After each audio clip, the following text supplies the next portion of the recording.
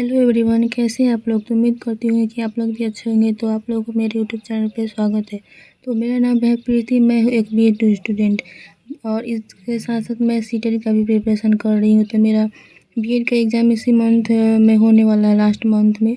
और सीटेट का प्रिपरेशन मैं टारगेट रखी हूँ 1 मंथ के अंदर 100 प्लस करने का टारगेट, ठीक है। तो मैं इसमें आप लोगों का अपना ब्लॉग डालूँगी, स्टडी ब्लॉग में 1 महीने के अंदर अपना 100 प्लस टारगेट रखी हूँ। तो सबसे पहले सीटेट क्वालिफाई करने के लिए आपको सीटेट का सिलेबस जानना बहुत ज़रूरी है। तो यहाँ पे मैं अपना सीटेट का सिलेबस सर बता रहे थे, वही मैं नोट डाउन कर रही थी। तो यहाँ पे सर ने बताया कि सीडीपी यानी जो होता है सीटेट में वो 30 मार्क्स का पूछा जाता है और सर का ये विषय है, तो सर के साथ मैं ये पढ़ने वाली हूँ। तो यहाँ पे उन्होंने बताया पेपर 1 और पेपर 2 दोनों के लिए ही सीडीपी 30 मार्क्स का पूछा जाता है, जिसमें पेपर 1 में होता है CDP math, EVS, English, Hindi. ये पेपर 1 वालों के लिए होता है एंड पेपर 2 वालों के लिए होता है सीडीपी आपका। और उसके बाद में जिसका साइंस सब्जेक्ट होता है, साइंस होता है, मैथ होता है, हिंदी होता है और एसएसटी होता है और हिंदी इंग्लिश होता है, ठीक है। तो मैं यहाँ पे अपना एसएसटी का प्रिपरेशन करूँगी। तो पहले मैं सिलेबस को देख लेती हूँ, उसके बाद फिर मैं एसएसटी का भी सिलेबस आप लोगों के साथ शेयर करूँगी, बताऊँगी कैसे क्या होता है, नहीं होता है। तो सर यहाँ बता रहे थे कि बहुत ही लॉन्ग क्वेश्चन पूछे जाते हैं और बहुत ही डीपली पढ़ना होगा, क्योंकि ऊपर ऊपर पढ़ने से कुछ नहीं होगा। आपको क्वेश्चन समझना पड़ेगा, उसके बाद आप अच्छा मार्क्स ला सकते हैं, स्कोर कर सकते हैं सीडीपी में। सिर्फ आपको ध्यान से पढ़ना है बस, और कुछ नहीं। तो यहाँ पे उन्होंने 3 यूनिट बताया और इसमें जो फर्स्ट यूनिट है वो बता रहे थे वृद्धि एवं विकास। इससे वृद्धि एवं विकास है, ग्रोथ एंड डेवलपमेंट। और इससे आपको 15 मार्क्स का क्वेश्चन पूछाता है यूनिट 1 से, ठीक है।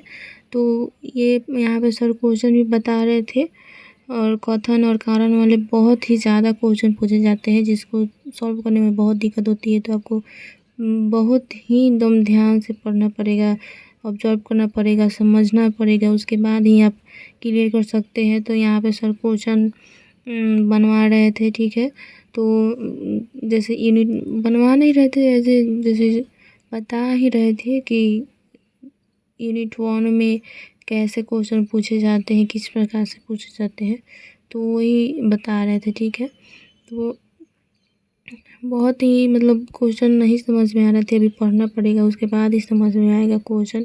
कथन और कारण से बहुत ही ज़्यादा क्वेश्चन पूछा जाता है। तो आप लोगों को मेरे से कोई भी क्वेश्चन हो या बीएड से रिलेटेड, तो आप लोग क्वेश्चन कर सकते हैं, क्योंकि मेरा इसी मंथ में एग्ज़ाम है। तो मैं दूंगी आप लोगों को, क्वेश्चन पेपर चाहिए, कुछ भी चाहिए तो मैं आप लोगों को प्रोवाइड करा सकती हूँ। आप लोग कमेंट करके ज़रूर बताइएगा, ठीक है। तो यहाँ पे भी फिर दूसरा नंबर से क्वेश्चन बता रहे हैं कि बच्चा कैसे अपरिवर्तनीय होता है, यानी वो तो 4 + 5 यानी = 9 समझ लेता है, लेकिन 9 -5 -4 के पीछे नहीं समझ सकता है।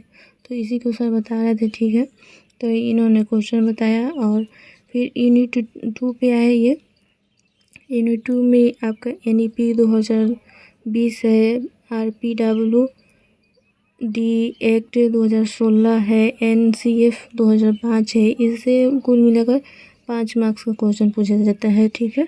और इन्होंने बताया कि एनसीएफ जो है 5 और एनईपी इससे ज़्यादा ही क्वेश्चन पूछे जाते हैं। तो उसके बाद इन्होंने क्वेश्चन उसका करवाया किस प्रकार पूछा जाता है।